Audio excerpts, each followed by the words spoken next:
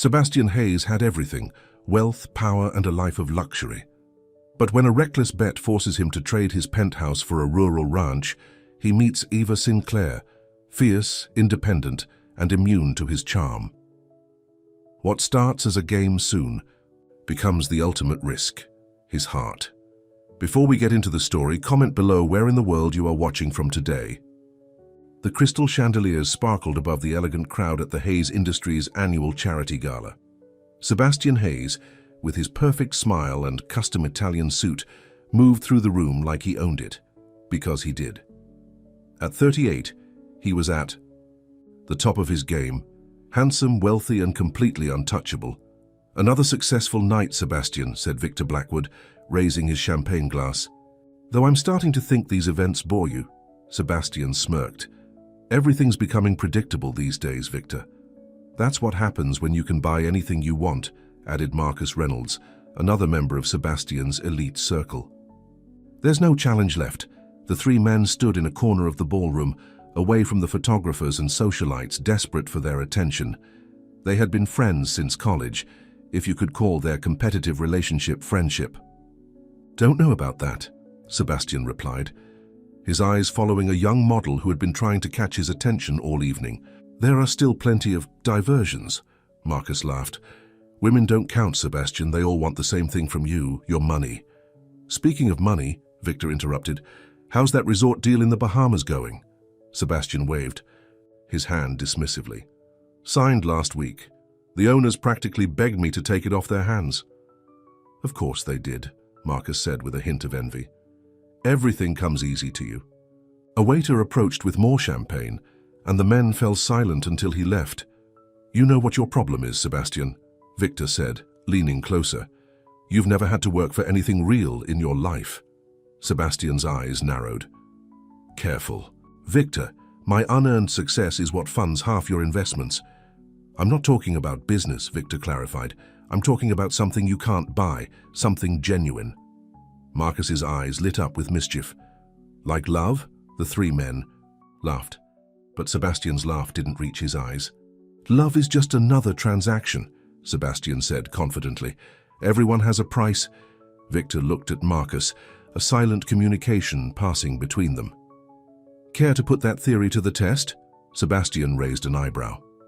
"What did you have in mind?" "A wager," Marcus suggested, his voice low with excitement. "Something worthy of your talents." Victor nodded. "Find a woman who has nothing, no wealth, no connections. Marry her and make her fall in love with you." Sebastian snorted. "That's hardly a challenge. Poor women are the easiest to impress." "But here's the twist," Marcus added, his eyes gleaming. "She can't know who you really are. No mansions, no private jets. She has to fall for you, not your money." "And how exactly would I prove she's in love?" Sebastian asked, already intrigued despite himself. "We'll know," Victor said confidently. "And if you fail, that new beachfront property in Malibu becomes mine." Sebastian's jaw tightened. The property was worth over $20 million, his latest acquisition and personal favorite. "And if I succeed?" "You get my share in Tesla stock," Victor offered. "Worth about $25 million at current market value." Sebastian swirled his champagne, considering. The bet was ridiculous beneath him, really. But the challenge, the idea of proving once again that he could win at any game, was too tempting to resist. "6 months, Sebastian said finally. "I'll have her married and in love within 6 months." The men clinked glasses, sealing the bet that would change everything. 3 weeks later, Sebastian found himself driving a modest rental car down a dusty country road, miles away from his penthouse. In New York City, his designer clothes were replaced with simple jeans and a button-down shirt. His platinum watch was locked away in his safe. After extensive research, his team had identified the perfect target for his wager: Eva Sinclair, 26 years old, working as a horse caretaker at Willow Creek Ranch. She lived a simple life, had no social media presence, and according to his investigator, she was immune to superficial charm. Perfect, Sebastian had thought, a real challenge. The rental car bounced over the uneven road, and Sebastian grimaced. This rural lifestyle was already testing his patience. As the car rounded a bend, Willow Creek Ranch came into view, a sprawling property with rolling green pastures, a large stable and a modest farmhouse with a wraparound porch. Sebastian parked and stepped out, his designer shoes immediately coated with dust. He'd prepared a story. He was a burned-out business consultant, looking to invest in rural property, seeking a simpler life. The ranch owner, an elderly man named Henry Wilson, had agreed to let him stay in the guest house for a few weeks to get a feel for country living before making any decisions. As Sebastian approached the stables, he heard a melodic laugh floating through the air. He followed the sound and stopped at the entrance, momentarily stunned by what he saw. A young woman stood in the center of the stables, her back to him. She wore worn jeans and a simple t-shirt, her chestnut hair pulled into a messy braid. She was brushing a magnificent chestnut horse, murmuring softly to it. "You're such a show-off, Thunder," she said affectionately. "But we both know you're just a big softy underneath all that muscle." Sebastian cleared his throat and the woman turned. Her eyes were a startling green, clear and direct, set in a face that was striking rather than conventionally beautiful. No makeup, no artifice, just sun-kissed skin and a light sprinkle of freckles across her nose. "Can I help you?" she asked, her voice neither timid nor overly friendly. Sebastian flashed his most charming smile, the one that had opened countless doors and hearts. "I'm Sebastian Hayes. I'll be staying at the guest house for a few weeks. Mr. Wilson said I might find you here." The woman's expression remained neutral, unimpressed. "Ava Sinclair, I take care of the horses." She gave him a quick once-over. "You might want to change those shoes if you're planning to spend any time around here." Sebastian looked down at his $900 loafers, now covered in dust and hay. "Right, I'm still adjusting to country life." Eva returned to brushing the horse. "What brings a city boy to Willow Creek? We don't get many visitors out here." Sebastian moved closer, careful to maintain a respectful distance from the horse. "I'm looking for a change, thinking about investing in some property out here." Eva's hands paused briefly. "Turning it into what? Another luxury retreat for stressed-out executives?" Her directness caught him off guard. "No, I was thinking of preserving it, maybe a small working ranch." Eva looked skeptical. "Do you know anything about ranching?" "No," Sebastian admitted, deciding honesty might work better with Herterson, but I'm a quick learner. That earned him a small smile. "We'll see about that. These animals aren't impressed by confidence alone, Mr. Hayes." "Sebastian, please." "Sebastian," she repeated, and for some reason the sound of his name on her lips made him stand a little straighter.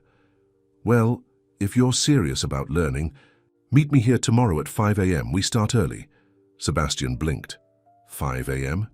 Eva's smile widened, revealing a dimple in her left cheek. "Problem?"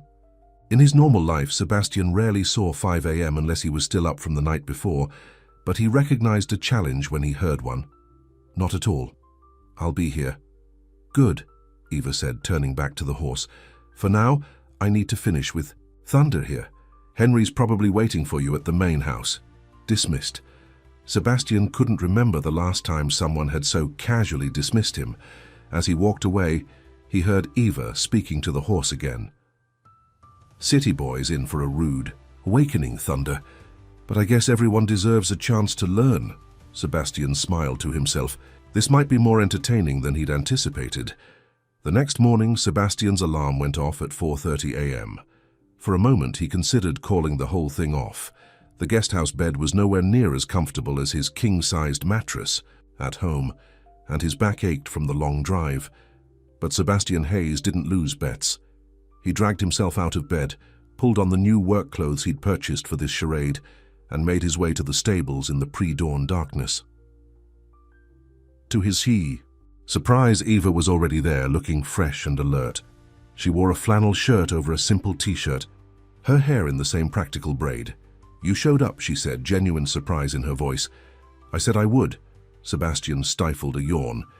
Most city folks talk big, but can't handle the reality. She handed him a shovel. "We'll start with mucking out the stalls." Sebastian stared at the shovel. "Mucking?" Eva's eyes sparkled with amusement. "Cleaning out the horse manure. Don't worry, You'll get used to the smell eventually. For the next 3 hours, Sebastian experienced physical labor, unlike anything in his carefully curated life. His hands, more accustomed to signing contracts than gripping shovels, developed blisters. His back, used to ergonomic office chairs, screamed in protest. Yet there was something strangely satisfying about the work. It was real, tangible. When he finished cleaning a stall, he could see the immediate result of his efforts. Eva worked alongside him, her movements efficient and practiced. Occasionally, she'd offer a tip or correct his technique, but mostly she worked in comfortable silence. By 8 a.m., Sebastian was sweaty, dirty, and exhausted. Eva handed him a bottle of water. "Not bad for your first day," she said, and Sebastian felt an unexpected surge of pride at her approval. "What's next?" he asked, trying to sound eager rather than exhausted. Eva chuckled. "Breakfast. Even farmhands need to eat." She led him to the farmhouse kitchen, where Henry's wife Martha had prepared a hearty meal. The older couple welcomed Sebastian warmly, asking polite questions about his background. Sebastian stuck to his cover story, describing a successful but soulless career in business consulting that had left him searching for something more authentic. It wasn't entirely a lie, just a carefully edited version of his life. "Well, you're welcome to stay as long as you need to figure things out," Martha said kindly. "It's nice having young people around the place." After breakfast, Eva showed Sebastian the rest of the ranch. She clearly loved her work, her face animated as she explained the daily operations. Sebastian found himself genuinely interested in her explanations, asking questions and absorbing her answers. "How long have you worked here?" he asked as they walked along the fence line.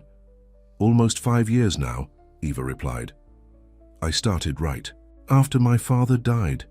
The casual mention of her loss caught Sebastian off guard. "I'm sorry." Eva shrugged, but he could see the shadow that passed over her face. He loved this place. When he got sick, Henry kept his job open, even though Dad couldn't work much. After he passed, I needed the income to help my mom with the medical bills. "That must have been hard," Sebastian said, surprised by his own sincerity. "Life is hard sometimes," Eva replied simply, "but you do what you have to for family." Sebastian thought about his own family. Distant, transactional relationships built more on obligation than love. When was the last time he'd done something difficult just to help someone else? Over the next few days, Sebastian fell into the rhythm of ranch life. He woke before dawn, worked with Eva in the morning, and explored the property in the afternoons. In the evenings, he joined Henry, Martha, and sometimes Eva for dinner in the farmhouse. He learned that Eva lived in a small cottage on the far side of the property, that she sent half her paycheck to her mother, who lived in a town about an hour away, and that she hadn't taken a vacation in years. On Sunday afternoon, Sebastian found Eva sitting on the porch of her cottage, reading a dog-eared paperback. He'd brought coffee from the main house as an excuse to see her. "Thought you might need a caffeine boost," he said, offering her a mug. Eva looked up in surprise, then smiled. "Thanks." She accepted the coffee and gestured to the empty chair beside her. Sebastian sat down, noticing the simple charm of her little home. Wildflowers grew in mismatched pots along the porch railing, and wind chimes tinkled softly in the breeze. "What are you reading?" he asked. Eva showed him the cover, Pride and Prejudice. Sebastian raised an eyebrow. "Jane Austen? I wouldn't have pegged you as a romantic." "There's a lot you don't know about me," Eva replied with a small smile. "Besides, it's not just about romance. It's about seeing past first impressions and preconceived notions." Sebastian felt a twinge of discomfort. If she only knew the real reason he was here. "Any good first impressions lately?" he asked lightly. Eva studied him over the rim of her coffee mug. "The jury's still out on you, Sebastian Hayes," he laughed. "Fair enough. What would help my case?" "Honesty would be a start," she said, her green eyes suddenly serious. "People aren't always what they seem around here." Sebastian's heart skipped a beat. Had she somehow discovered his true identity? But her next words relieved his concern. Last year, a developer came through, pretending to be interested in preserving the land. Turned out he wanted to build a resort and golf course, would have destroyed the watershed and forced several small farms to sell. "What happened?" Sebastian asked, genuinely curious. The community banded together. We fought it and won. Her eyes shone with quiet pride. Money isn't everything, you know. Coming from anyone else, the sentiment would have sounded naive, but from Eva, it carried weight. She lived her values every day, working hard not for personal gain, but for those she cared about. I'm beginning to see that, Sebastian said quietly. They sat in companionable silence for a while, drinking their coffee and watching the sun begin its descent toward the horizon. For the first time in years, Sebastian felt no urgency, no need to check his phone or make a call or close a deal. Just the simple pleasure of sitting with someone who expected nothing from him. Well, nothing except honesty, which was the one thing he couldn't give her. As the sun set, Sebastian realized with a jolt that he was actually enjoying his time at Willow Creek Ranch.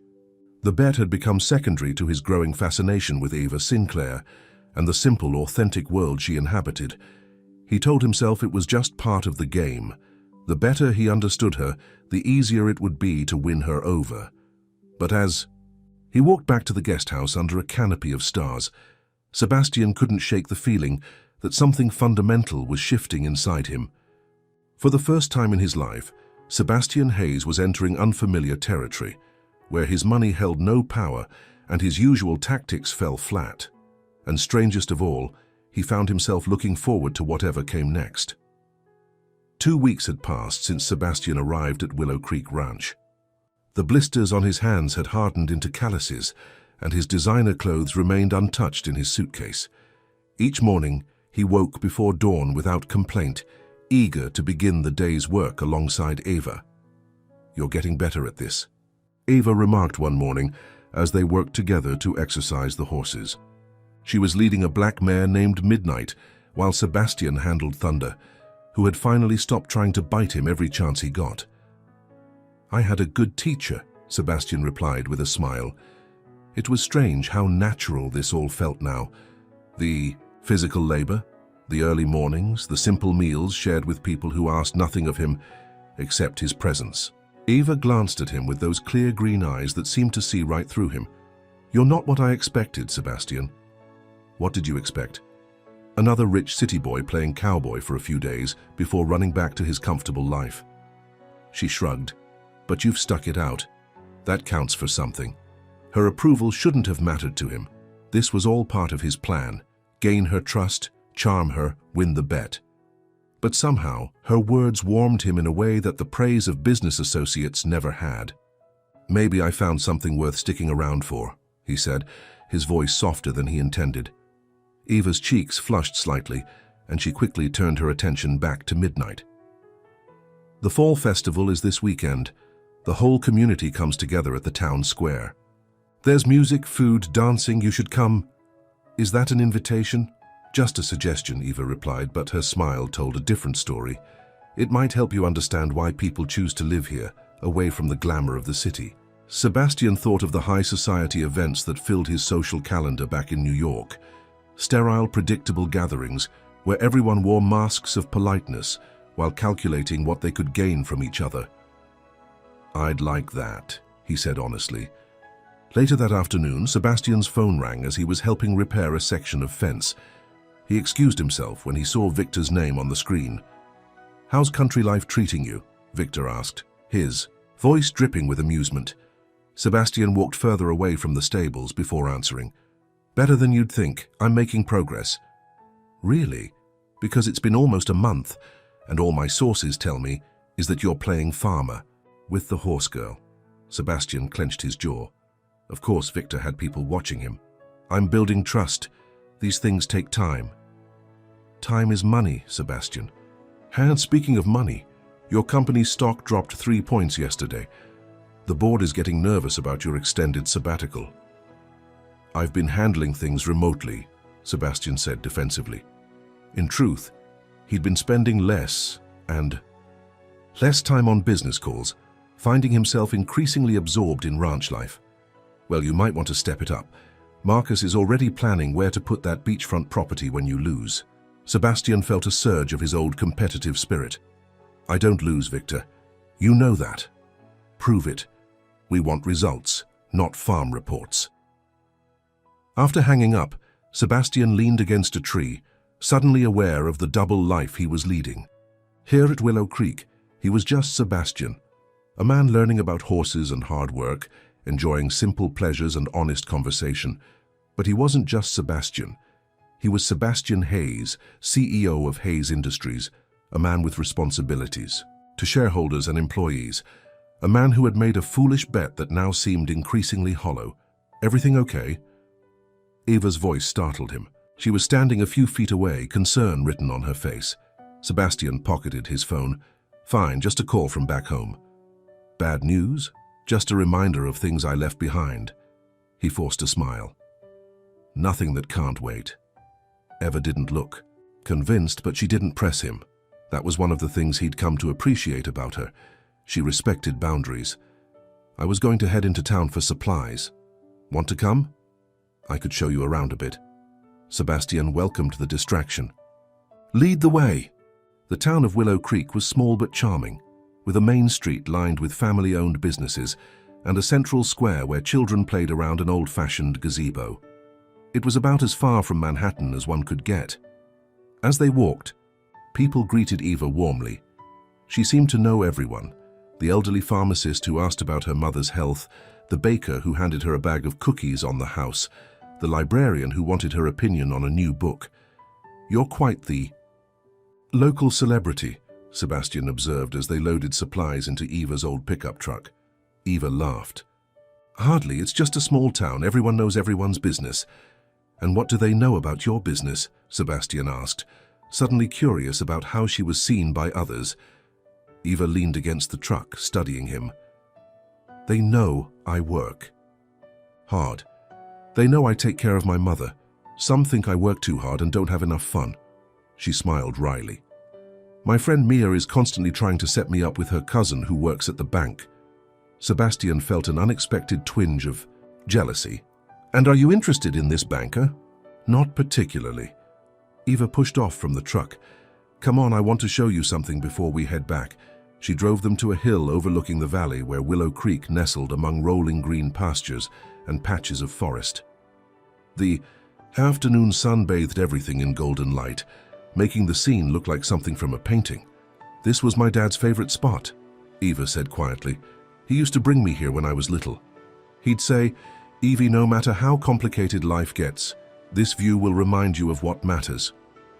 Sebastian took in the peaceful landscape, so different from the city skyline he was accustomed to. "It's beautiful." When he got sick, I'd drive him up here on good days. We'd just sit and watch the sunset. Eva's voice was soft with memory. "The last time we came, he told me that true wealth isn't about money. It's about having something in your life worth fighting for." Sebastian felt something shift inside him, a questioning of values he'd held unchallenged for years. In his world, wealth was measured in dollars and assets. Success meant acquiring more, achieving more, winning more. But what was he fighting for? What in his life held real meaning? "Your father sounds like a wise man," he said finally. Eva smiled, her eyes reflecting the golden sunlight. "He was. I think he would have liked you, Sebastian." The simple statement hit him harder than it should have. What would Eva's father think of him if he knew the truth, that his interest in his daughter was based on a callous bet? The thought made him deeply uncomfortable. The fall festival was in full swing when Sebastian and Eva arrived on Saturday evening. The town square had been transformed with strings of lights, booths selling local crafts and food, and a band playing country music from the gazebo. Eva wore a simple sundress instead of her usual work clothes, her hair loose around her shoulders. Sebastian had never seen her dressed up before, and the sight of her, natural and lovely in the soft glow of the festival lights, made his heart beat faster. "You look beautiful," he said honestly. Eva tucked a strand of hair behind her ear, looking uncharacteristically shy. "Thanks. You clean up pretty well yourself, city boy." They wandered through the festival, sampling apple cider and homemade pies. Eva introduced him to more townsfolk, and Sebastian found himself genuinely enjoying their company. These people didn't care about his stock portfolio or his connections. Their acceptance was based solely on how he treated them and their obvious respect for Eva. Eva Sinclair, you finally made it. A vivacious blonde woman rushed up and hugged Eva fiercely before turning curious eyes to Sebastian. Mia, this is Sebastian Hayes, Eva said. Sebastian, this is my best friend Mia Thompson. The mysterious city boy everyone's talking about, Mia said with a grin. You've caused quite a stir in our little town. Sebastian raised an eyebrow. Have I? Eva hasn't brought a man to any community event in, well, ever. Mia ignored Eva's warning look. So naturally, you're the most interesting thing to happen around here since the Anderson twins got stuck on the water tower. We work together. Mia, Eva said firmly. Sebastian's just here to experience small-town life. Of course, Mia said with a wink at Sebastian. Well, don't let me interrupt your work research. The dancing's about to start and Eva here is the best dancer in 3 counties. As Mia sashayed away, Eva shook her head. Sorry about that. Mia has no filter. I like her, Sebastian said, truthfully. And is it true about the dancing? Eva's blush deepened. I wouldn't say 3 counties. The band struck up a lively tune and couples began to gather in the center of the square. Show me, Sebastian said, holding out his hand. Eva hesitated for just a moment before taking it. Don't say I didn't warn you. It turned out Mia hadn't exaggerated. Eva moved with natural grace and rhythm, guiding Sebastian through the unfamiliar steps of a country dance. He had taken ballroom dancing lessons years ago for charity galas, but this was different, more free, more joyful. As they danced, Sebastian found himself laughing more genuinely than he had in years. Eva's happiness was infectious, her hand warm in his, her eyes bright with pleasure. For those moments he forgot about the bet, about Hayes Industries, about everything except the woman in front of him. When the music slowed, Eva moved to step away, but Sebastian gently pulled her closer. She looked up at him with surprise but didn't resist as his arm circled her waist. Is this okay? He asked softly. She nodded, placing her hand on his shoulder as they began to sway to the romantic melody. The scent of her hair, sunshine, and something floral filled his senses. I'm glad you came here, Sebastian, Eva said after a moment. To Willow Creek, I mean. So am I, he replied, and was surprised to realize he meant it completely. As they danced under the stars, Sebastian felt a growing certainty that what had started as a cynical game was becoming something he'd never expected. Something real, and terrifying and wonderful all at once. Later, as they walked back to his truck, Eva stopped suddenly and turned to face him. The moonlight silvered her hair and illuminated the determination in her eyes. Sebastian, I need to ask you something. His heart hammered in his chest. Anything. Are you really just here to explore rural investment opportunities? Because sometimes, the way you look at me... She trailed off, her courage faltering slightly. Sebastian knew this was his moment. If he wanted to win the bet, he should seize this opening, tell her some romantic half-truth that would draw her closer. Instead, he found himself saying, I came here for all the wrong reasons, Eva. But being here, meeting you, it's changed something in me. Eva studied his face. What does that mean exactly? Sebastian took a deep breath. It means I care about you, more than I expected to, more than might be wise for either of us. Why wouldn't it be wise? Because I'm living a lie. Because sooner or later, I'll have to go back to my real life. Because I made a bet about you with my friends, treating you like a prize to be won. He couldn't say any of that. I'm not staying in Willow Creek forever, he said instead. My business, my life, they're elsewhere. Eva's expression softened. Nobody's asking for forever, Sebastian. I just want honesty.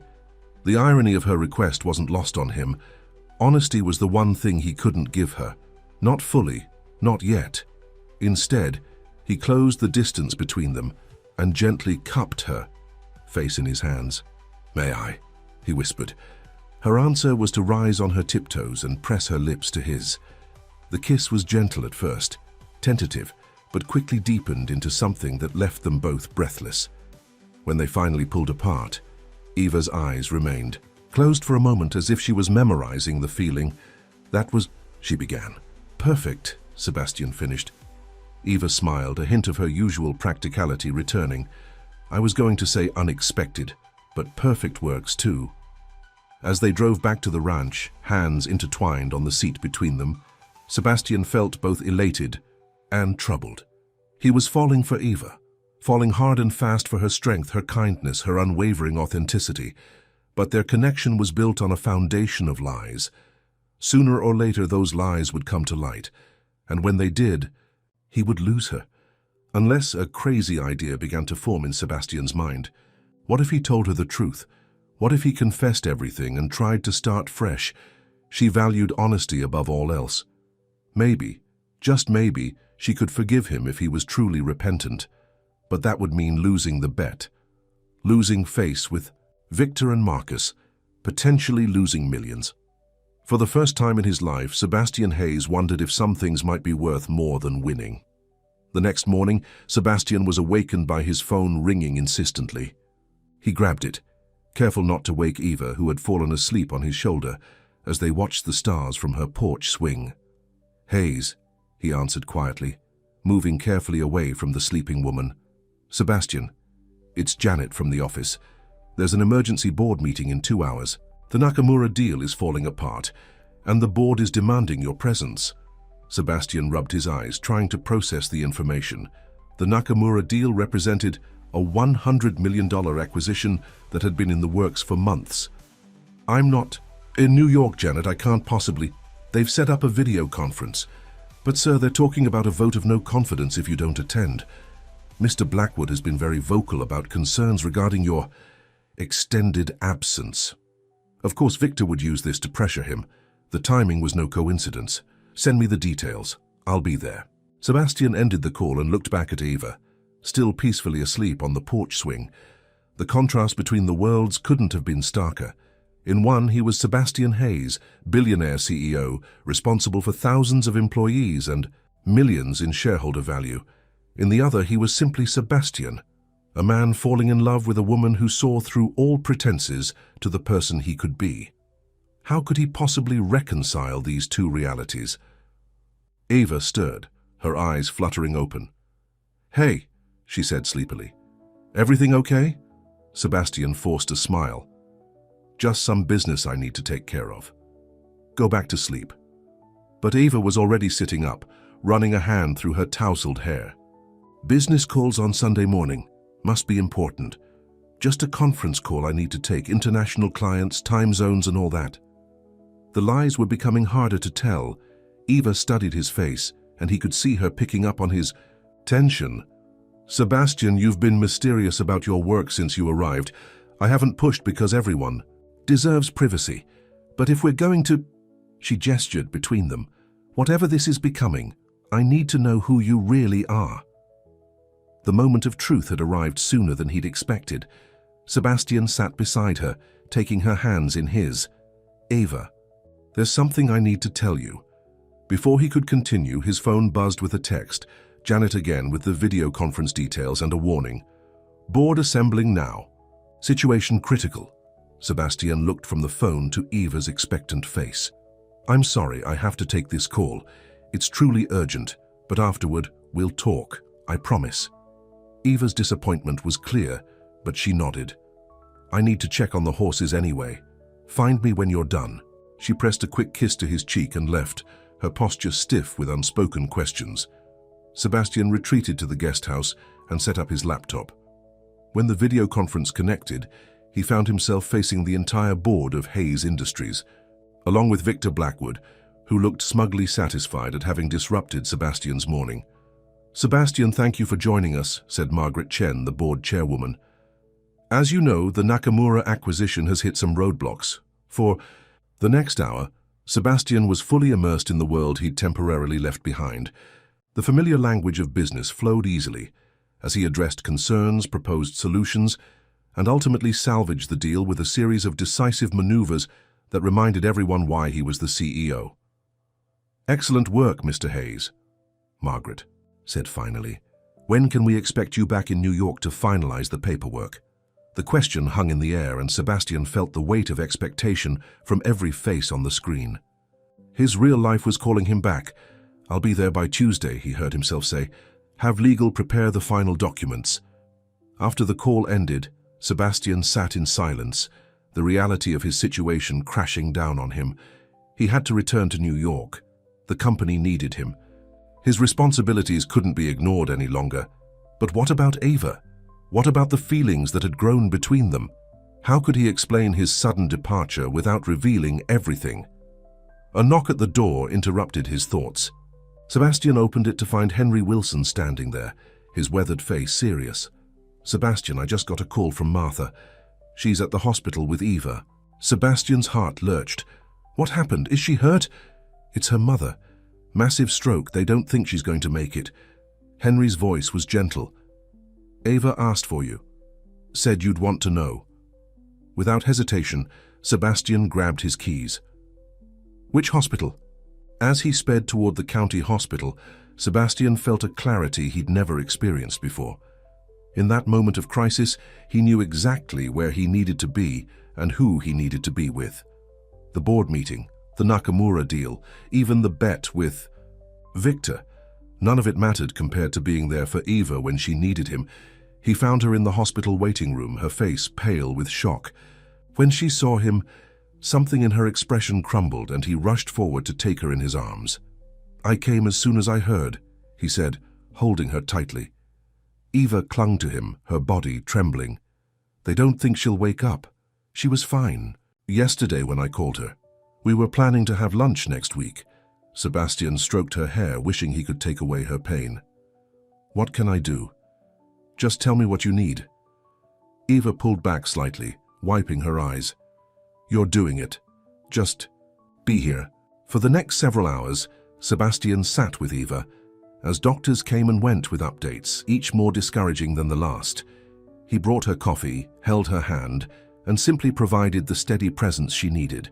When the doctor finally came to tell them that Sarah Sinclair had passed away, Sebastian felt Eva's grief as if it were his own. She broke down in his arms, and he held her, murmuring words of comfort that seemed wholly inadequate in the face of such loss. Later, as he drove an exhausted Eva back to the ranch, Sebastian made a decision. The bet, his return to New York, the truth about his identity, all of it would have to wait. Right now, Eva needed someone she could rely on, someone who would put her needs first. For the first time in his life, Sebastian Hayes chose someone else's well-being over his own ambitions, and strangely, it didn't feel like losing at all. The week following Sarah Sinclair's death passed in a blur of funeral arrangements and paperwork.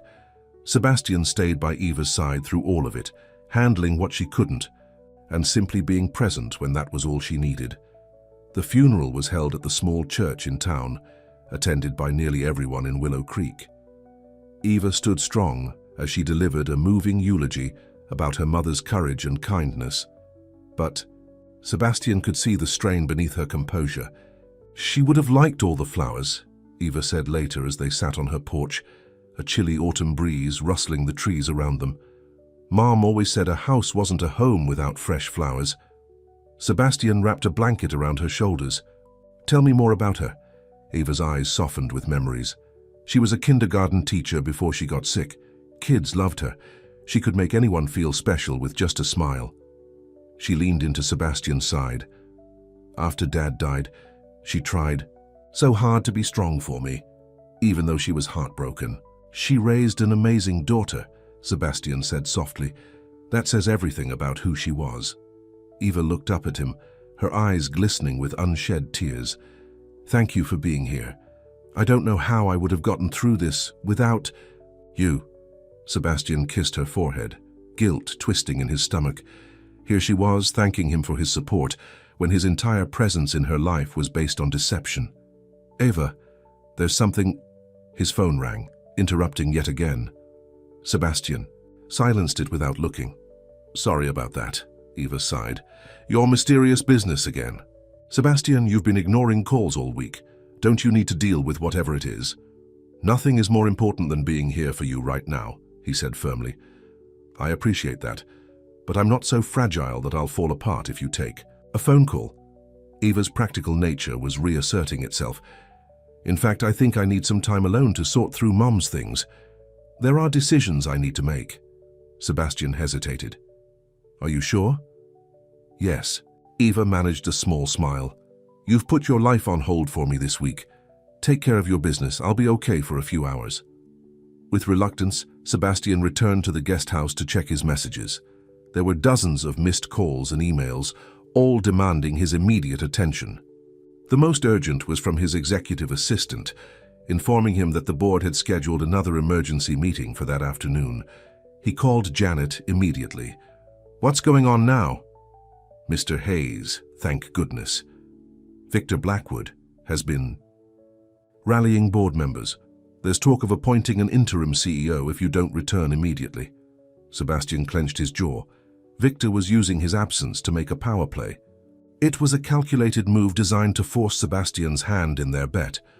"Set up a video conference," he instructed.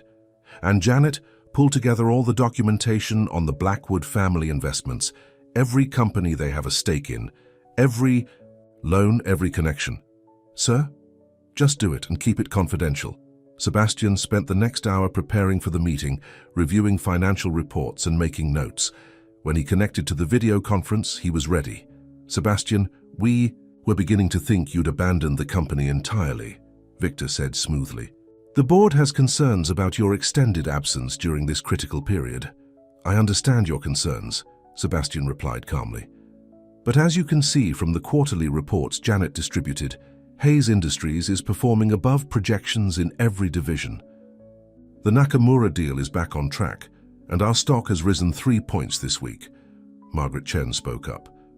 "No one is questioning your business acumen, Sebastian, but your physical presence in New York is required.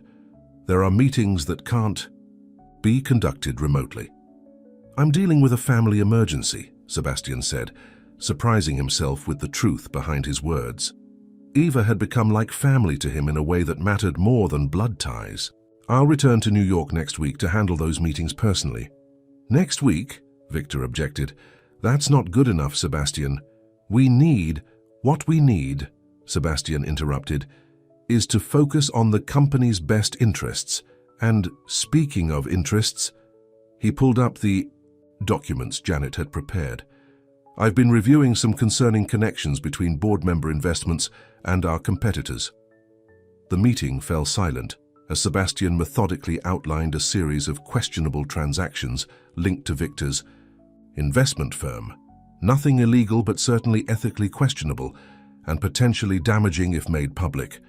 "This is outrageous," Victor sputtered. "You're making baseless accusations to distract from your own neglect of duties." Sebastian smiled coldly. "Everything I've presented is documented fact, Victor. I'm simply bringing it to the board's attention in the spirit of transparency. Now, shall we return to the actual business of running Hayes Industries?"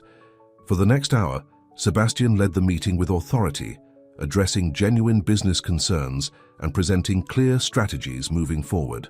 By the end, even Victor had fallen silent, his attempted coup effectively neutralized. "I'll be in New York next Monday," Sebastian concluded. "Janet will schedule the necessary meetings. Thank you for your time." After disconnecting, Sebastian leaned back in his chair, feeling a mix of satisfaction and unease. He'd bought himself another week with Eva, but he couldn't keep delaying the inevitable. Sooner or later, he would have to return to his real life. And before that happened, he needed to tell Eva the truth. His phone buzzed with a text from Victor. "You're playing a dangerous game, Sebastian. Remember what's at stake." Sebastian deleted the message without responding. What was truly at stake had changed dramatically in the past few weeks. The beachfront property, the Tesla stock, none of it seemed to matter anymore compared to what he stood to lose if Eva discovered his deception from anyone but him. When Sebastian returned to Eva's cottage that evening, he found her sorting through boxes of her mother's belongings. Her eyes were red from crying, but she seemed calmer, more resigned to her loss. "How was your business call?" she asked, making space for him on the couch. "Just office politics," Sebastian said dismissively. "Nothing worth discussing. How are you doing with all this?" Eva looked around at the scattered photographs and mementos. "It's strange, going through someone's life like this, deciding what to keep, what to let go." She picked up a faded photograph of her parents on their wedding day.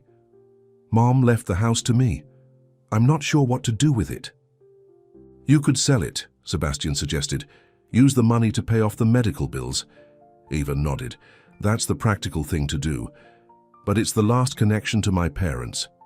She set the photo down carefully. Sorry, I'm just thinking out loud.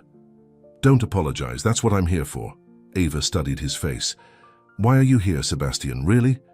You've put your life on hold for weeks now. Nobody does that for someone they've only known for a short time. It was the perfect opening, the moment to tell her everything. Sebastian took a deep breath. Eva, when I first came to Willow Creek, I wasn't being completely honest about my reasons. She waited, her expression unreadable. I'm not just a business consultant, I'm... A knock at the door interrupted them. Eva sighed and went to answer it. Mia stood on the porch, holding a casserole dish. I brought dinner, she announced. I figured, you probably haven't been eating properly. She spotted Sebastian. Oh, you're still here, that's interesting.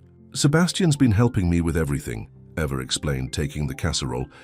I don't know what I would have done without him. Mia raised an eyebrow. That's very devoted of him. She turned to Sebastian.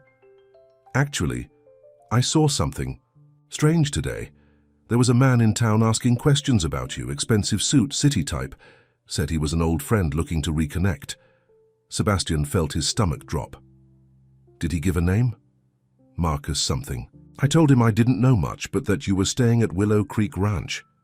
Mia looked between them, sensing the sudden tension. Should I not have done that? It's fine, Sebastian said tightly. Just an old business associate. Nothing to worry about. Mia didn't look convinced, but she didn't press further. Well, I'll leave you two to your dinner. Call if you need anything, Eva. After Mia left, Eva turned to Sebastian. Who's Marcus, and why is he looking for you? Sebastian ran a hand through his hair. An old friend. We had a disagreement before I left the city. It's complicated. Everything with you seems to be complicated, Eva said, a hint of frustration creeping into her voice. You were about to tell me something before Mia arrived. What was it? Sebastian looked at this woman who had come to mean so much to him. She deserved the truth, all of it. But with Marcus in town, the situation had become more dangerous. If Marcus revealed everything before Sebastian had a chance to explain... I need to make a call, he said abruptly. I'll be right back. Outside, Sebastian dialed Marcus's number, pacing on Eva's front lawn. Sebastian Hayes, Marcus answered cheerfully. How's farm life treating you? What are you doing here, Marcus? Just checking on the progress of our little wager. Victor, seems to think you've gone native. Forgotten all about our bet in favor of playing house with the horse girl. Sebastian's grip tightened on the phone. Her name is Eva, and she just lost her mother, so if you do anything to upset her... My, Marcus interrupted, sounding amused. You actually care about her. How unexpected. Where are you staying? The charming Willow Creek Inn. Dreadful place, but the only option in this backwater town. Care to join me for a drink? We could discuss how you plan to wrap up this charade and return to civilization. Fine. 1 hour. Don't contact Eva or anyone else at the ranch. Sebastian ended the call, his mind racing.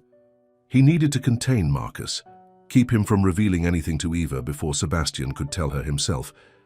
When he returned inside, Eva had set the table with Mia's casserole and a bottle of wine.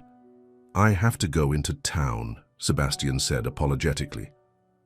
There's something I need to deal with. Eva set down the plates with deliberate care. This Marcus person? Yes. I want to make sure he doesn't cause any problems. Problems for who, Sebastian? For you? For us?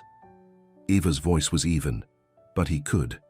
See the hurt behind her calm exterior. Ever since I met you, you've been hiding things. I thought maybe it didn't matter, that I knew the real you regardless of your past, but now I'm not so sure. Sebastian crossed the room and took her hands. Eva, please. I promise I'll explain everything when I get back. Just give me this chance to handle things my way. Eva searched his face, then slowly pulled her hands away. Fine, go deal with your mysterious friend. But Sebastian, when you come back, I need the whole truth. No more secrets. He nodded, knowing that this was his last chance. Tonight would change everything between them, one way or another. The Willow Creek Inn was a modest 2-story building on the edge of town. Sebastian found Marcus in the small attached bar, nursing a whiskey and looking thoroughly out of place in his designer suit. Sebastian! Marcus exclaimed. "Love the cowboy look. Very authentic. Though I miss the Italian suits." Sebastian ignored the jab and sat down across from him. "What do you want, Marcus?" "Just checking on my investment. We're nearly at the halfway point of our little arrangement, and Victor is worried you've forgotten our terms." "I haven't forgotten anything," Sebastian said coldly. "But things have changed." Marcus signaled the bartender for another drink. "Changed? How? Don't tell me you've actually fallen for this woman?" Sebastian didn't answer, which was answer enough. Marcus laughed incredulously. "You're serious? Sebastian Hayes, the man who once said love was just another transaction, has lost his heart to a small-town horse trainer. Wait until Victor hears this." "Leave Victor out of it," Sebastian snapped. "In fact, I want to renegotiate our bet." "Renegotiate? That's not how it works, Sebastian. We made a deal. You agreed to marry this woman and make her fall in love with you, all without revealing who you really are. If you fail, the Malibu property goes to Victor. Those are the terms." Sebastian leaned forward. "I'll give Victor the property right now. Consider the bet settled." Marcus's eyebrows shot up. "You're conceding just like that? What's the catch?" "No catch. The property is his. But in return, you both stay away from Eva forever. She never learns about the bet." Marcus studied him with growing delight. "Oh, this is too rich. You really do care for her. And she has no idea who you really are, does she? No idea that she's just been a pawn in our game." "She's not a pawn," Sebastian said through gritted teeth. "Not anymore. Does she know you're worth billions, that you're the Sebastian Hayes, CEO of Hayes Industries, that you could buy this entire town without denting your fortune?" Marcus shook his head. "I'm guessing no, since you're still here playing pretend." Sebastian fought to keep his temper in check. "I'm going to tell her everything. Tonight. But my way, not yours." "How honorable," Marcus said mockingly. "And what makes you think she'll forgive?" "You? You've been lying to her since the day you met." The question hit home because it was exactly what Sebastian had been asking himself. Would Eva forgive him? Could anyone forgive such a calculated deception? "That's between Eva and me," Sebastian said finally. "Do we have a deal? The property for your silence?" Marcus swirled his drink thoughtfully. "It's tempting, but I think I'd rather see how this plays out naturally. It's far more entertaining." "This isn't a game anymore, Marcus. Everything's a game, Sebastian. You taught me that." Marcus checked his watch. "In fact, I may have already moved some pieces on the board."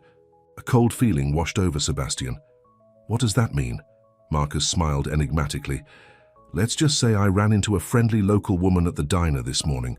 Mia, I believe her name was. Lovely girl, very chatty, especially after I mentioned I was an old friend of the real Sebastian Hayes." Sebastian felt the blood drain from his face. "What did you tell her?" "Just enough to make her curious. She seemed quite protective of her friend Eva. Said she'd always thought there was something off about you."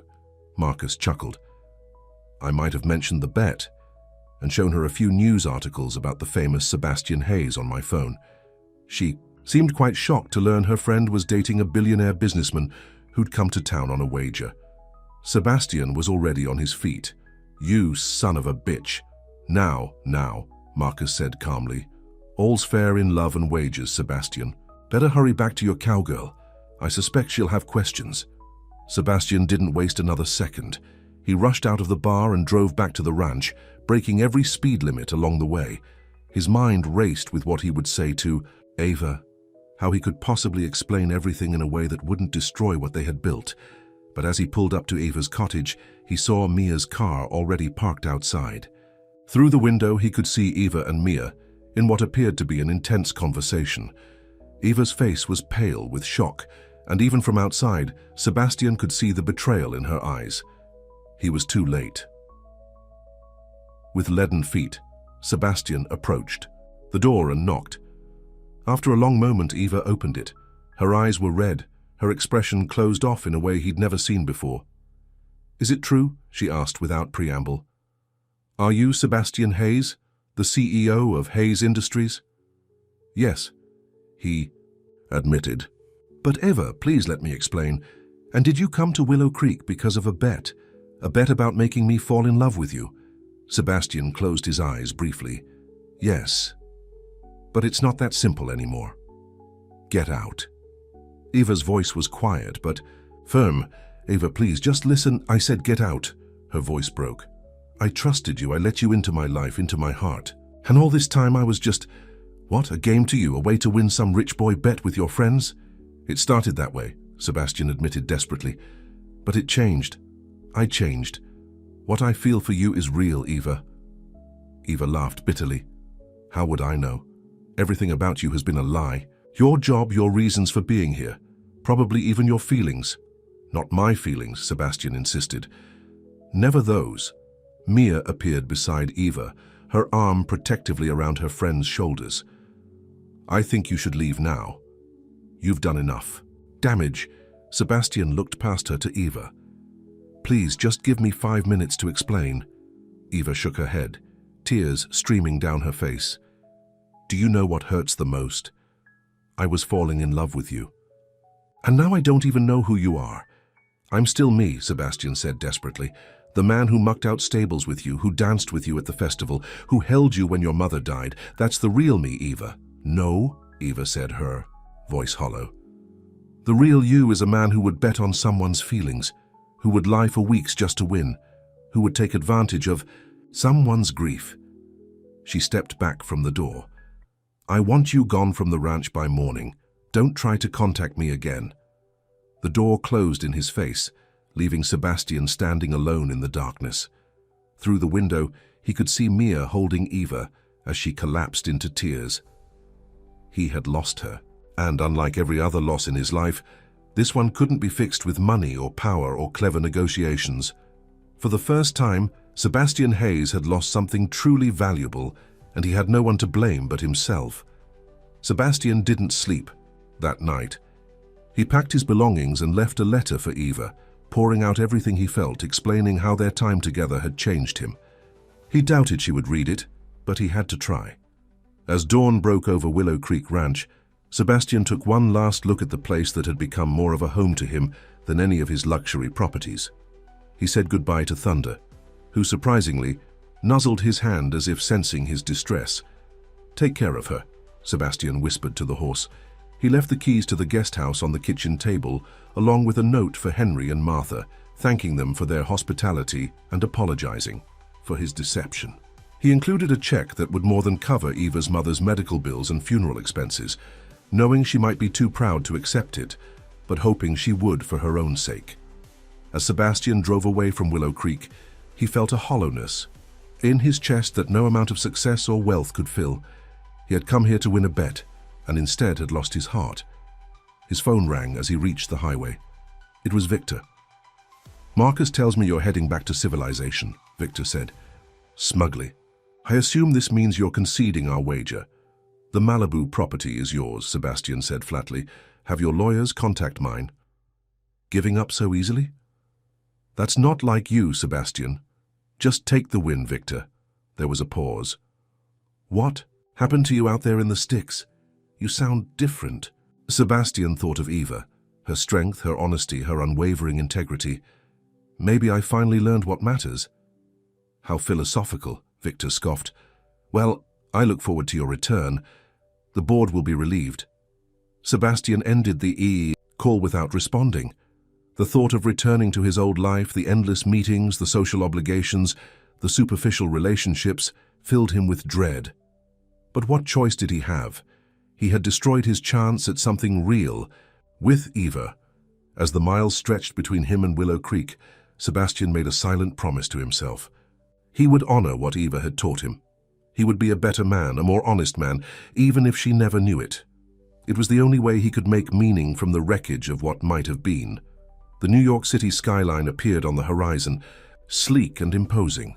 Sebastian Hayes was going home, but he was no longer the same man who had left it a month ago, and somewhere deep inside, he knew this wasn't the end of his story with Eva Sinclair. Somehow, someway, he would find a way to make things right, even if it took the rest of his life. Because some bets were worth losing, and some loves were worth fighting for, no matter the cost. 3 months had passed since Sebastian left Willow Creek. Winter had settled over New York City, blanketing the streets in snow and turning the sky a perpetual gray that matched Sebastian's mood. He sat in his corner office, staring out at the Manhattan skyline without really seeing it. On his desk, financial reports showed record profits for Hayes Industries under his renewed leadership. The business press had lauded his strategic sabbatical and the fresh perspective it had brought to the company. But none of it mattered. Not the profits, not the praise, not even the Nakamura deal that had finally closed last week. "Mr. Hayes, the board members are assembled in the conference room," his assistant announced over the intercom. "Thank you, Janet. I'll be right there." Sebastian straightened his tie and gathered his materials for the meeting. On the surface, he had slipped seamlessly back into his role as the ruthless, brilliant CEO. He attended the right events, made the right decisions, said all the right things. But those who knew him best could see the change. He no longer participated. In the competitive games and bets that had once defined his social circle, he declined most. Party invitations, preferring to spend evenings alone or working late. And sometimes, when he thought no one was watching, a profound sadness would cross his face, as if he was remembering something or someone he had lost. The board meeting proceeded efficiently, with Sebastian guiding the discussion with his usual command. Only at the end, when Victor brought up the annual charity gala, did his composure slip slightly. "We need to decide on this year's charitable focus," Victor said. "I suggest we continue with cancer research as we did last year." Sebastian looked down at the gala proposal in front of him, and suddenly an idea formed. "Actually," he said, "I'd like to propose something different this year. Rural healthcare access." The board members exchanged surprised glances. "Rural healthcare?" Victor asked skeptically. "That's hardly a glamorous cause, Sebastian. Our donors expect something more prestigious. People in rural communities often travel hours to reach the nearest hospital," Sebastian continued, ignoring Victor's objection. "Basic healthcare services that we take for granted in cities are inaccessible to millions of Americans. I believe Hayes Industries can make a real difference in this area." Margaret Chen studied him with interest. "This seems very personal to you, Sebastian." Sebastian thought of Ava's mother, of how her illness had drained the family's resources, of how Eva had worked herself to exhaustion, trying to cover the medical bills. "It is personal," he admitted. "During my time away, I saw firsthand how healthcare disparities affect rural communities. We have the resources to help change that." To his surprise, the board members nodded in agreement. Even Victor remained silent, perhaps sensing that this was one battle he wouldn't win. "I'll have a detailed proposal on your desks by Friday," Sebastian concluded. "If there's nothing else, I believe we're adjourned." As the board members filed out, Margaret lingered behind. "It's good to see you passionate about something, Sebastian. You've been different since you returned." Sebastian managed a small smile. "Different how?" "More focused, less interested in games and power plays." She gave him a knowing look. "Whatever happened during your sabbatical, it changed you. For the better, I think." After she left, Sebastian remained in the conference room, her words echoing in his mind. Yes, he had changed. Eva had changed him. She had shown him a world where people valued honesty over wealth, hard work over shortcuts, and genuine connection over superficial charm, and he had thrown it all away for a stupid bet. Sebastian returned to his office, where Janet was waiting, with a stack of messages. "Your lawyers called about the Malibu property transfer to Mr. Blackwood," she said, handing him the top message slip. "And Ms. Rothschild has called 3 times about the charity gala. She's very eager to be your date, again this year. Tell the lawyers to proceed with the transfer," Sebastian said, "and inform Ms. Rothschild that I'll be attending the gala alone." Janet raised an eyebrow but nodded. "Oh, and there's one more thing. A woman named Mia Thompson called. She refused to leave a detailed message but said it was personal and urgent. She left this number." She handed him another slip of paper. Sebastian froze. Mia Thompson, Eva's best friend, the same woman who had revealed his secret to Eva. "Is everything all right, sir?" Janet asked, noticing his reaction. "Yes, fine. Thank you, Janet." As soon as she left, Sebastian stared at the number, his heart racing. Why would Mia be calling him? Had something happened to Eva? The thought sent a chill through him. After a moment's hesitation, he dialed the number. Hello? Mia's voice answered, sounding distant and slightly staticky. Mia, it's Sebastian Hayes. You called me? There was a pause. I wasn't sure you'd call back. Is Eva okay? He asked immediately, unable to hide his concern. Physically, yes, Mia said carefully. Emotionally? That's another story. Sebastian closed his eyes, guilt washing over him anew. I'm sorry to hear that. Is there something I can do? That's why I'm calling. Mia's voice hardened. Look, I don't like you. What you did to Eva was cruel and manipulative, but what? Sebastian prompted when she trailed off. But she's not getting over you, Mia admitted reluctantly. She tries to pretend she's fine, but she's not.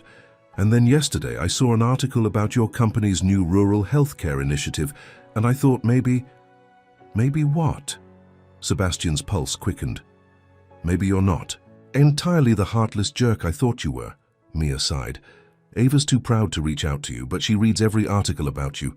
She kept the letter you left, though she claims she never read it. Hope, fragile but persistent, bloomed in Sebastian's chest. What are you saying, Mia? I'm saying that if you still care about her, and based on this phone call I think you do, you might have a chance to fix things. But it would take more than words. Eva needs to see real change, real honesty. I would do anything, Sebastian said fervently. Just tell me what. That's for you to figure out, Mia replied. But I will tell you one thing. Eva's selling her mother's house next week.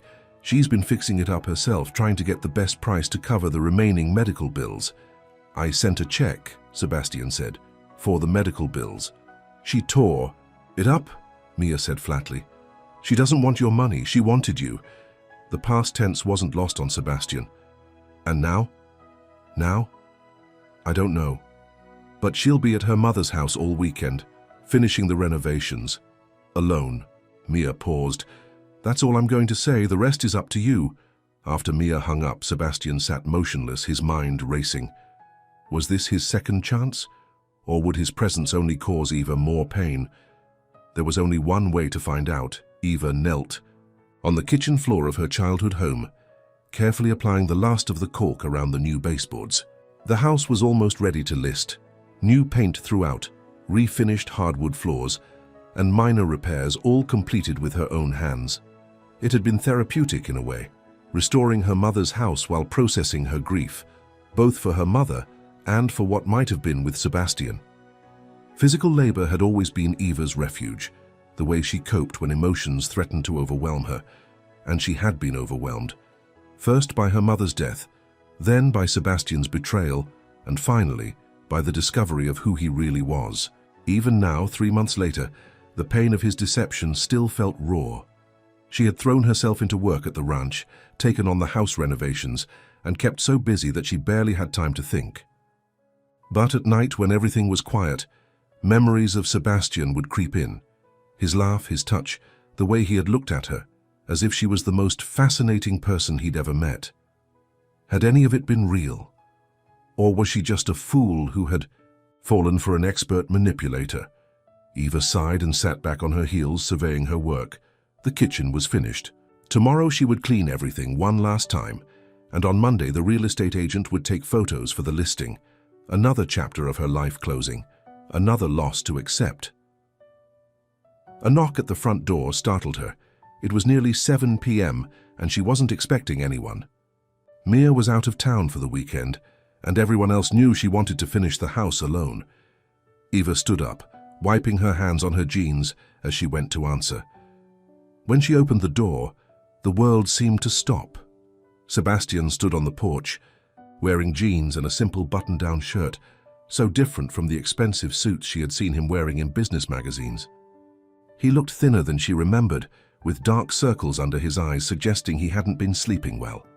"Hi," he said softly. Eva gripped the door frame, her knees suddenly weak. "What are you doing here?" "I needed to see you." His voice was rough with emotion. "I know I have no right to be here, but please, Eva, 5 minutes, that's all I'm asking." Every instinct told her to shut the door, to protect her heart from more pain. But something in his eyes, a vulnerability she had never seen before, made her hesitate.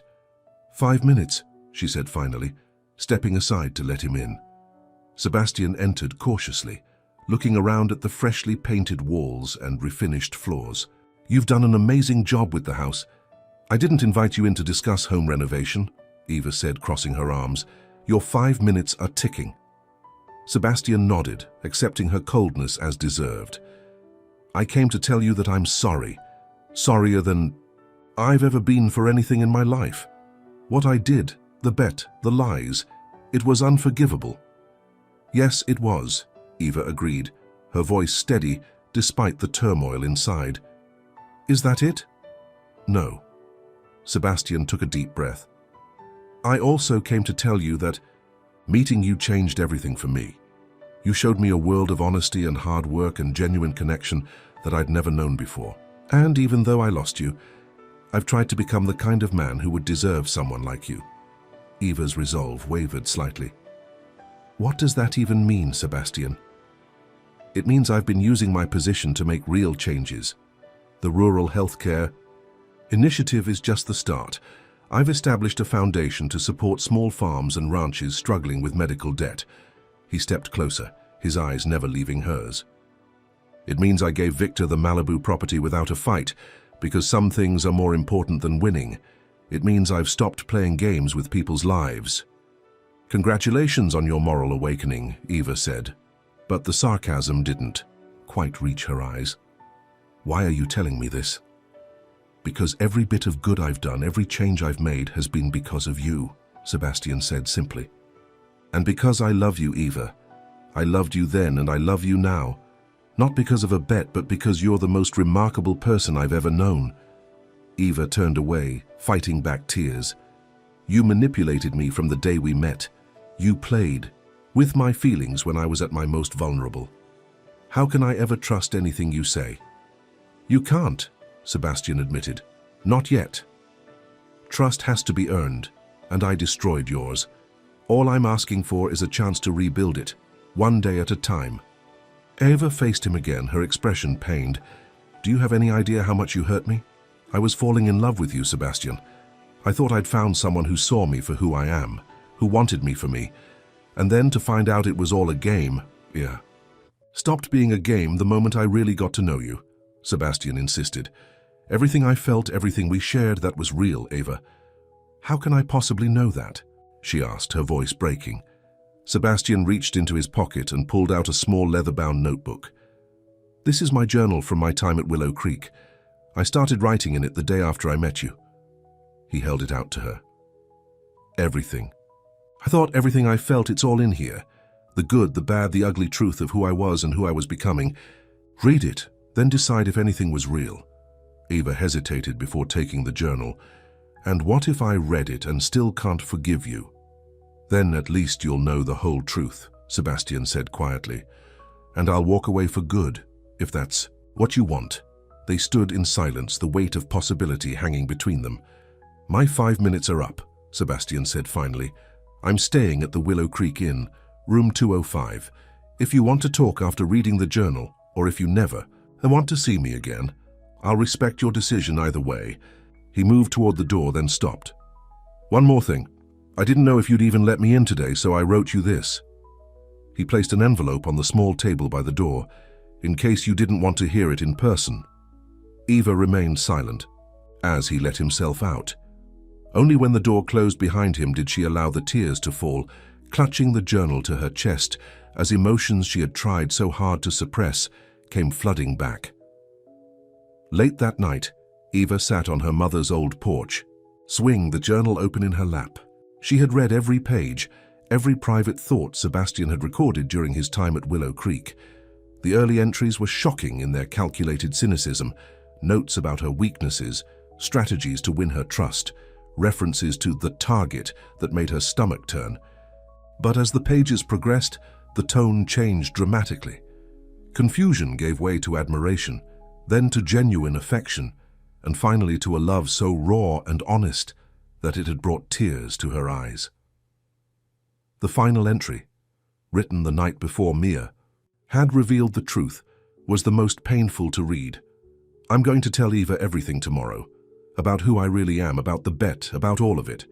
She deserves the truth, even if it means losing her. She's taught me that honesty isn't just about not lying. It's about living with integrity in every aspect of your life. Came to Willow Creek to win a bet, but instead I found something I never knew I was missing. A woman who sees past all pretense to the person I could be. I love her. God help me. I love her in a way I didn't know was possible. And tomorrow, I'll risk everything for the chance to love her honestly. Eva closed the journal, her thoughts tumultuous. The letter Sebastian had left today remained unopened beside her. With trembling fingers, she broke the seal and began to read. Dear Eva, if you're reading this, you've at least given me the chance to speak, and for that I'm grateful. There's so much I want to say to you, but it all comes down to this. Meeting you was the best thing that ever happened to me, and hurting you was the worst thing I've ever done. I won't ask for your forgiveness. I haven't earned it. What I'm asking for is a chance to show you who I really am now. Not Sebastian Hayes, the CEO, or Sebastian the liar who came to Willow Creek on a bet, but just Sebastian, the man who learned about honesty and hard work and love from a remarkable woman who expected nothing less than the truth. Whatever you decide, please know this: you changed my life. You showed me that true wealth isn't measured in dollars, but in the integrity with which we live and the love we share. For that lesson alone, I will be forever in your debt. I love you, Eva, without conditions, without expectations, without end. If there's any part of you that still believes in what we had, I'm asking you to take a leap of faith. Not for who I was, but for who I am now and who we could be together. All my love, Sebastian. Eva folded the letter carefully and looked up at the star-filled sky. Her mother had always told her that the hardest decisions reveal who you truly are. What did this decision to forgive or not to forgive say about her? She thought of Sebastian as she had first known him, working alongside her with the horses, his hands blistered but never complaining, his eyes lighting up when he mastered a new skill. She remembered how he had held her after her mother died, providing strength when she had none left. She recalled the way he had looked at her when they danced under the stars at the fall festival, as if she was the only woman in the world. Had all of that been a lie? The journal suggested otherwise.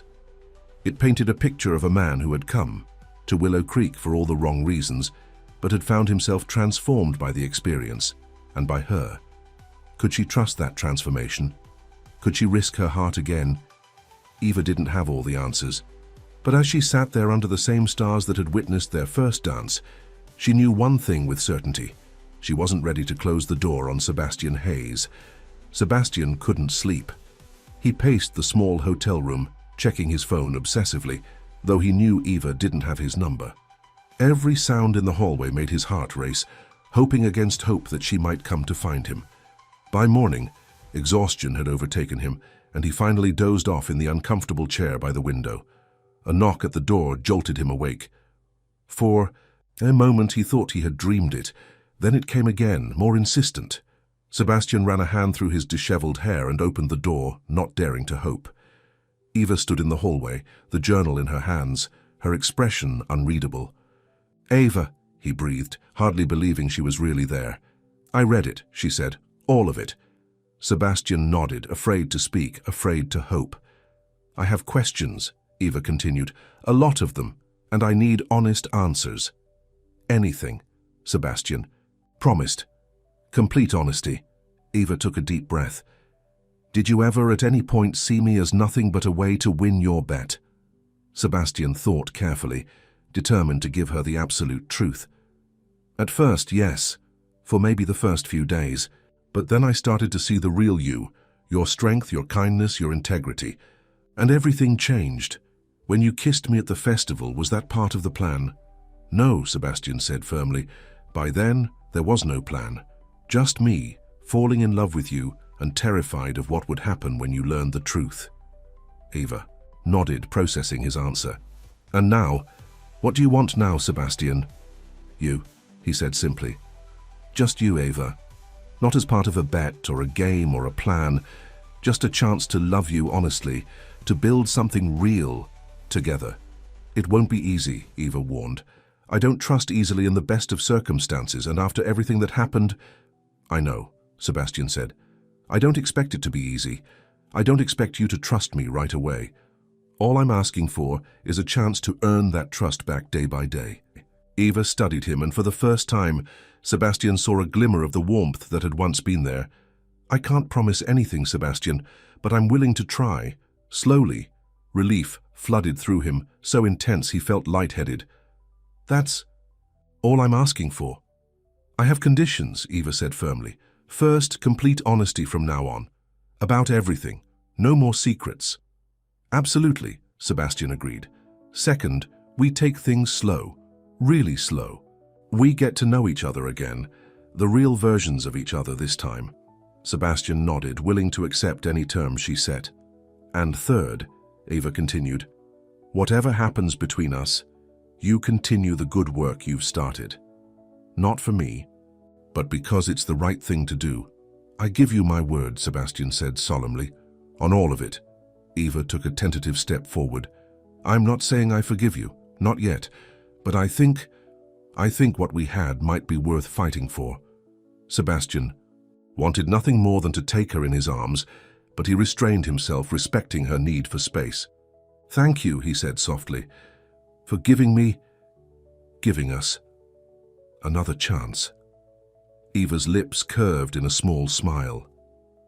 Well, someone once told me that everyone deserves a chance to learn. Sebastian recognized his own words from their first meeting, and his heart swelled with hope. I'm a quick learner, remember? We'll see about that, Eva replied, echoing another moment from their shared past. But this time, there was no challenge in her voice, only the tentative promise of a new beginning. 1 year later, the gardens of Willow Creek Ranch were transformed for the occasion, with wildflowers and twinkling lights, creating a magical atmosphere as the sun began to set. Chairs had been arranged in a semicircle facing an arch woven with roses and local greenery. In the small guest house where it had all begun, Sebastian adjusted his tie, nervous in a way he had never been before any business deal or presentation. You look fine, Henry assured him with a fatherly pat on the shoulder. Stop fidgeting. Sorry, Sebastian said with a shaky laugh. I just want everything to be perfect. Son, I've known Eva since she was knee-high to a grasshopper, Henry said, wisely. She doesn't care about perfect, she cares about real. Sebastian nodded, taking a deep breath. Real is what she's getting, for the rest of our lives. The past year had been a journey of rebuilding, trust, connection, and love. True to his word, Sebastian had continued his philanthropic work, establishing clinics in rural areas and creating programs to help families burdened by medical debt. He had restructured his company to allow him to split his time between New York and Willow Creek, refusing to make Eva choose between her home and his world. And Eva had kept her word too, opening herself to the possibility of loving him again, challenging him when he needed it, and showing him every day what real partnership looked like. They had taken things slowly, rediscovering each other with honesty and care. Sebastian had shared every aspect of his life with her, the good and the bad, and Eva had gradually let down the walls his betrayal had built. 6 months ago, on the hill overlooking the valley where Eva had once shared her father's wisdom about true wealth, Sebastian had asked her to marry him, not with an ostentatious diamond, but with his grandmother's simple emerald ring and a promise to love her honestly every day of his life. Now, as the music began to play, Sebastian took his place under the rose-covered arch, his heart full to bursting as he waited for his bride to be. Guests, a mix of Willow Creek locals and Sebastian's colleagues from New York, rose as Eva appeared on the path, her simple white gown catching the golden light of sunset. She walked alone, carrying a bouquet of wildflowers, her face radiant with joy and love. As she joined him under the arch, Sebastian took her hands in his. "You're beautiful," he whispered. Eva's eyes shone with tears and happiness. "So are you." The ceremony was simple and heartfelt. They had written their own vows, promises not of perfection, but of honesty, partnership, and unwavering love through whatever life brought their way. "I, Sebastian, take you, Eva, not as a prize to be won, but as a partner to be cherished," Sebastian said, his voice steady and sure. "I promise to love you honestly, to value what truly matters, and to never forget the lessons you taught me about integrity, hard work, and real connection. You are the best bet I ever made, and I will spend the rest of my life grateful that I won your heart."